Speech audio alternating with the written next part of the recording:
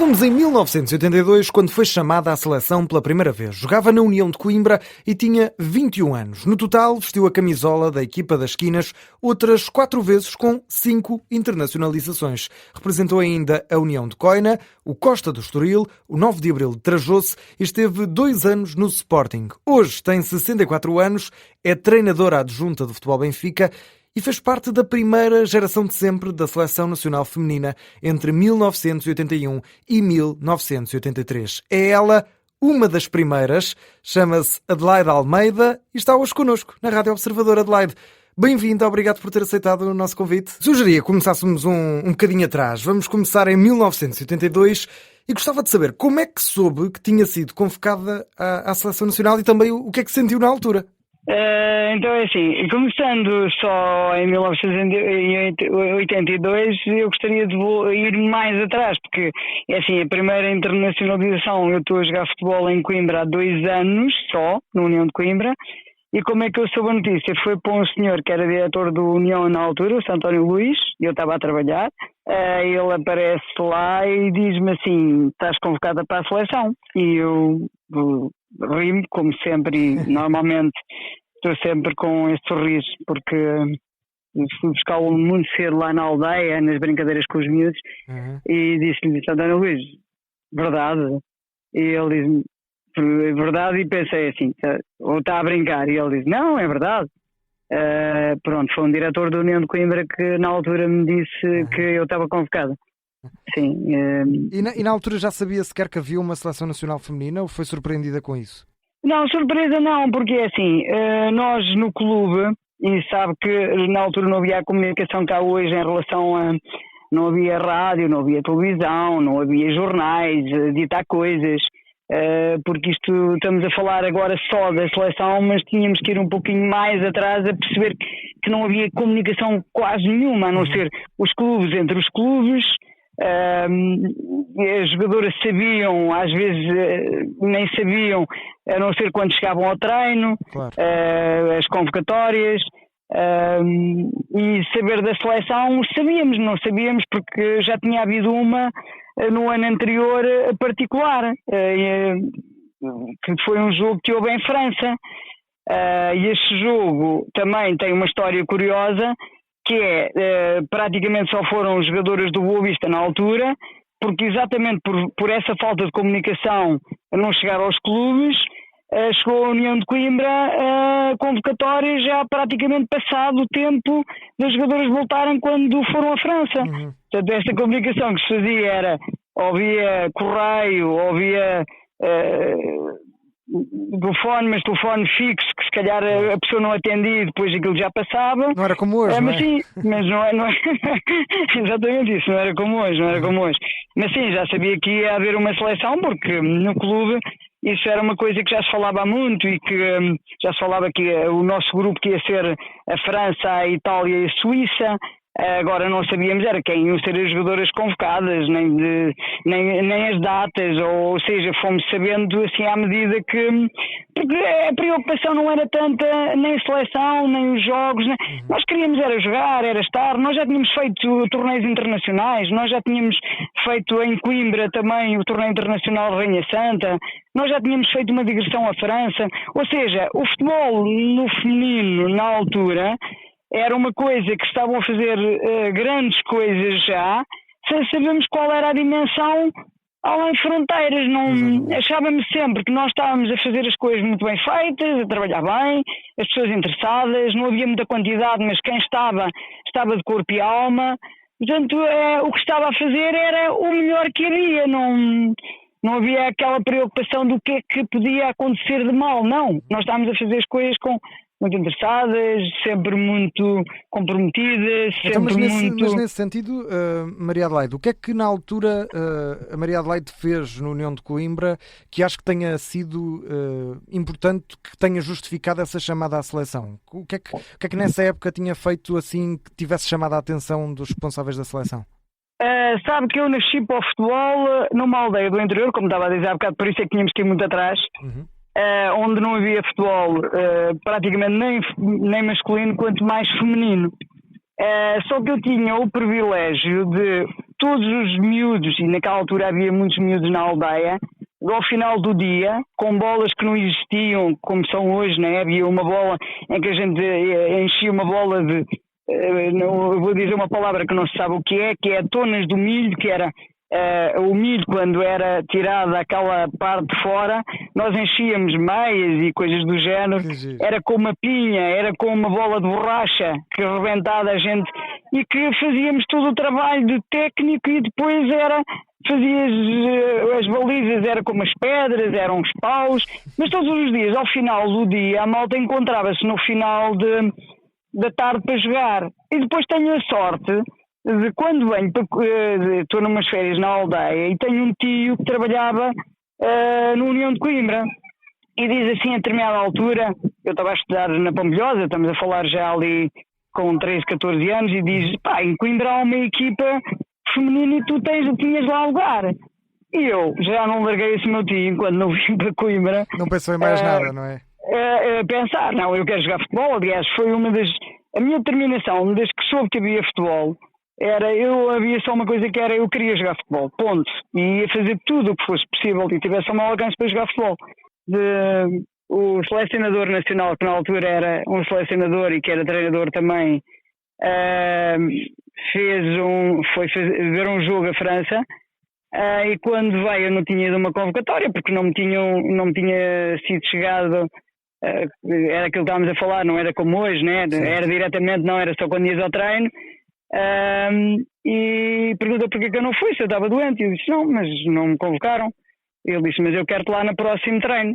E isto para lhe dizer que nós íamos treinar, ou íamos de Coimbra ao Bessa para fazer os treinos da seleção na altura, onde o nosso diretor fazia aqueles quilómetros todos, e não era por autoestrada, era uma estrada secundária até chegar quase ao Porto, que era onde começava. Era isso que ia perguntar agora, que agora é mais fácil, não é? Há a cidade do futebol, as jogadoras todas lá. Não vamos fazer nem comparação. Claro. Na altura, que sacrifícios é que uma jogadora tinha de fazer para estar presente no estágio? Porque eu acredito que até talvez coisas tenham sido vocês próprias a pagar, não? Tocou num ponto essencial, que que sacrifícios. Eu acho que sacrifícios nós não fazíamos. Que era como lhe disse há pouco, nós jogámos futebol, queríamos jogar futebol, a paixão pelo jogo era imensa. Tu não tinhas oportunidade de fazer só, ou como hoje, jogar só futebol. Tu tinhas que trabalhar, e depois havia aqui um inconveniente muito grande. O que é que a Maria Adelaide fazia na altura? Os patrões não te permitiam libertar para ires treinar. Eu por acaso tive sempre a felicidade, ou o azar, ou a sorte, aquilo que se quiser chamar, eu chamo-lhe felicidade trabalhei sempre em sítios onde toda a gente sabia que eu tinha uma coisa em vista, que era tudo aquilo que eu fizesse, eu queria jogar futebol. Claro. Portanto, ia trabalhar, ia estudar, ia fazer aquilo que fosse para ser feito, mas jogar era uma coisa que estava na minha mente, porque isso quase desde que eu nasci, que não me lembro quando é que eu comecei a gostar de futebol, não havia nem televisão, ouvíamos os relatos, por isso é que às vezes tu perguntas onde é que foste buscar a paixão pelo jogo. Eu acho que tem a ver com isto que estamos a falar, eu acho que tem a ver com o ser solidário, a partilha, a alegria, a paixão, as risadas, o compromisso, o estar sempre focado naquilo que é, o que é que vem a seguir, porque se distrair já foste, não é? Era esse o ambiente na altura dessa primeira seleção? Era este o ambiente na altura.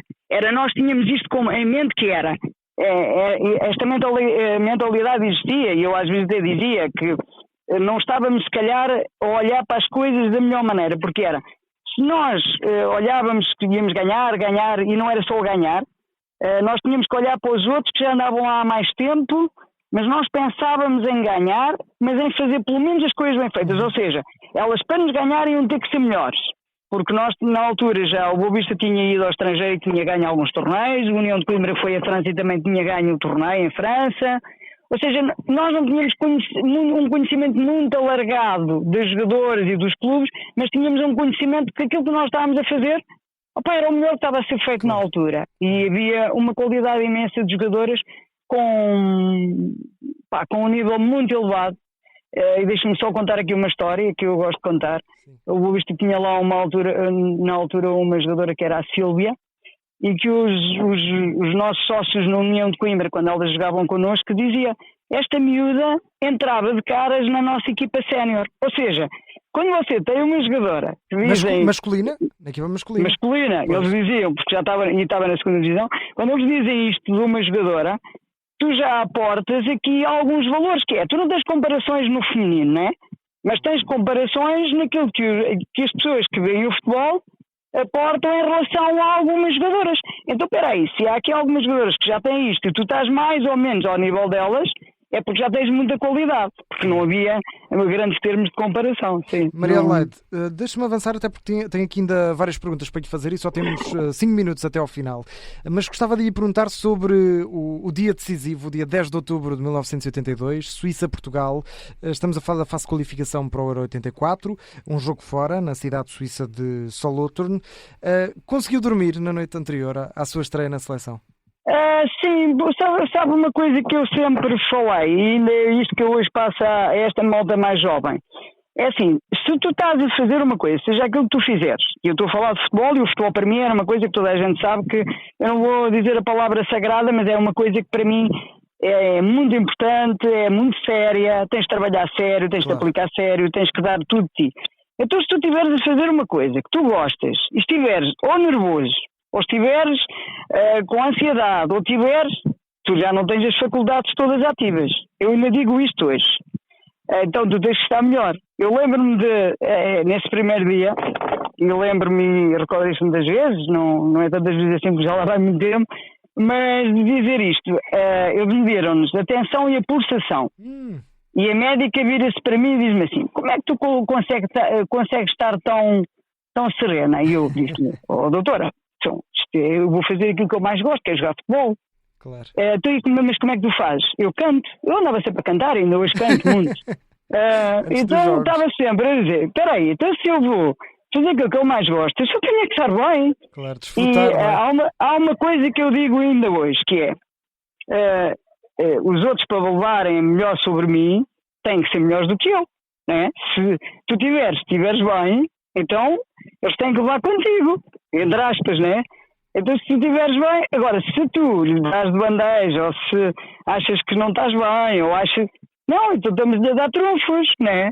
Eu acho que é. Tu, para fazer aquilo que fizeres na vida, tem que ser com paixão e alegria. Pá, isso tem que ser. E depois já estar bem. Claro. Maria Adelaide, temos apenas 3 minutos até ao final e tinha aqui ainda 3 perguntas para lhe fazer. Temos de ser rápidos, mas gostava de lhe perguntar, em primeiro lugar, na altura, em 1983, acaba por haver ali um hiato, a seleção feminina acaba, interrompida, a Federação interrompe o projeto feminino, só é retomado 10 anos depois, em 1993.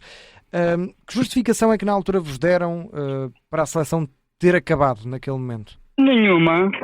Esse é o maior murro, a maior, deixa passar a palavra, a expressão, a maior traição que podes fazer a alguém que está no...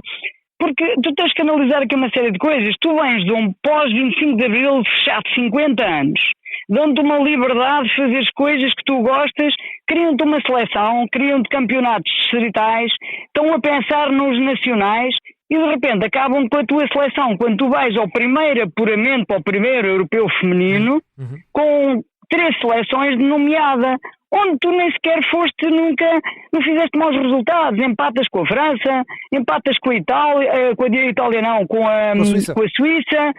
Pá, e depois acabam a propósito. Mas alguém dava explicações de alguma coisa? Não, pura e simplesmente fecharam durante 12 anos. Ou seja, aquela malta toda que está envolvida a trabalhar, a querer fazer, a dar de si, a achar que era o mundo que estava, entre aspas, aos seus pés, levas um murro muito grande e não há explicações, não, acabou porque acabou, pronto. Ou seja, tu sabes mais tarde, e lá com a falta de comunicação, sabes mais tarde, tudo o que chegava à Federação ia para o... não vou dizer a palavra caixa do lixo, vou dizer para a reciclagem, porque sabemos mais tarde que era assim, porque sabemos mais tarde que depois a pessoa que não lá estava com a agravante que vai para o comitê da FIFA ou da UEFA na altura. a pessoa que era responsável na altura pelo futebol em Portugal. E se você recuar em uns tempos, é mais ou menos na altura de Saltilho. Portanto, percebemos aqui que a mulher não é para jogar futebol, a mulher não tem esse talento. Sentiu essa discriminação na altura? Na altura eu não sinto essa discriminação porque não há espaço para nós pensarmos nisso, porque nós queríamos era jogar. Claro. Mas se nós olharmos mais à frente, então o que é se não isso? Mas nós não pensámos dessa maneira. Nós pensámos, acabaram, olha, não há dinheiro, olha isto, olha, não há... Mas isto dava, esta nossa conversa dava... Só este tema dava para uma entrevista inteira, não é? Não, dava, era exatamente isso. E o que eu lhe ia dizer é porque... Isso enquadra então na última pergunta que quero fazer, Maria Adelaide, para fecharmos a nossa belíssima conversa. Gostava de lhe perguntar, até porque tenho conhecimento de causa neste momento, na atualidade que vivemos, em 2025 uma mulher já pode ser livre para crescer e sonhar em ser jogadora de futebol? Não precisa ser em 2025, isto já é muito antes. Uma mulher em 2025 já pode ter aqui já em 2020, se calhar já mais atrás, ou seja, você tem qualidade, tem compromisso, quer estar, você já tem, se for buscar aí algumas coisas, já tem muitas mulheres a ter ido para o estrangeiro jogar futebol, claro. E porque queriam jogar futebol e porque foram profissionais. Se me disser assim, vão ganhar aqueles balúrdios que os homens ganham, obviamente que não, mas para ser profissional, para ser uma pessoa digna, para querer fazer aquilo que é a paixão do jogo, aquilo que é a sua vida, aquilo que você quer como trabalho, eu acho que em 2025 você tendo essa arte do jogo, esse querer, esse saber estar, esse trabalho, e lá aquilo que eu há pouquinho dizia que é esse trabalho sério, não tenho nenhuma dúvida. Até lhe vou rematar desta maneira. Eu hoje, em 2025, estivesse naquela altura, pode ter a certeza que eu ia ser profissional de futebol. Não tenho nenhuma dúvida. Claro que sim. Não tenho nenhuma dúvida, porque se eu vim para Lisboa e voltei para Coimbra e voltei para Lisboa, foi sempre arranjar-me trabalho para os clubes onde eu ia. Portanto, isto como moeda, digamos assim, de troca, tu arranjas-me trabalho e eu vou. Portanto, nesta altura eu de certeza que ia ser profissional de futebol. Pela paixão do jogo. Claro. Maria Adelaide Almeida, muito obrigado por ter aceitado o nosso convite para estar aqui, para ser a primeira das primeiras, aqui no programa em que vamos conhecer as histórias daquelas que foram as primeiras jogadoras da primeira Seleção Nacional Feminina de sempre. Obrigado e até à próxima.